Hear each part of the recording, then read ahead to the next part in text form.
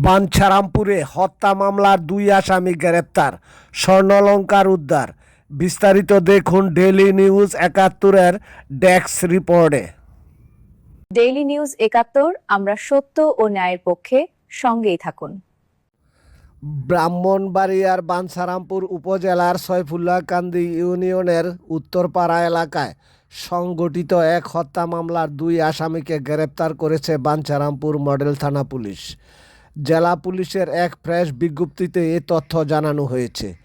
Press বিজ্ঞপ্তিতে বলা হয়, উপজেলার সৈফুল্লাহকান্দি ইউনিয়নের উত্তরপাড়া এলাকার বাসিন্দা এরফানুর নেসা স্বামী মৃত রশিদ মিয়া নিজ বসতঘরে রক্তাক্ত ও জখম অবস্থায় উদ্ধার হন।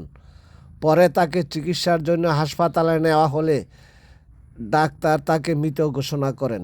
এ ঘটনায় নিহতের ছেলে মোহাম্মদ বুলবুল আহমেদ বাবু বাদী হয়ে বাঞ্ছারামপুর মডেল থানায় একটি হত্যা মামলা দায়ের করেন।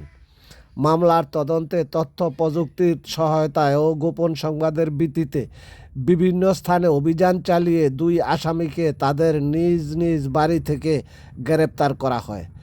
গ্রেপ্তারকৃতরা হলেন মোহাম্মদ রাফি আহমেদ, তিনি জাহাঙ্গীর আলম ও রাজিয়া সুলতানের ছেলে।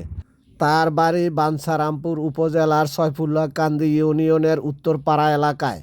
অপর আসামি মুনিয়া আরফিন ওরফে শাহনাজ বেগম, তিনি মোহাম্মদ শিপন মিয়া ও নূরজাহান বেগমের মেয়ে এবং রাফি আহমদের স্ত্রী। তার বাড়ি একই এলাকার উত্তরপাড়ায়।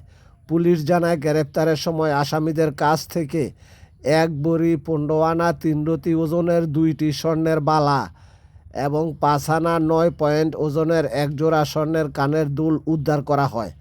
জব্দকৃত আলামত আইনগত প্রক্রিয়া শেষে থানায় নিয়ে আসা হয়। পরে প্রয়োজনীয় জিজ্ঞাসাবাদ শেষে গ্রেপ্তারকৃত দুই আসামিকে বিজ্ঞ আদালতে প্রেরণ করা হয়েছে।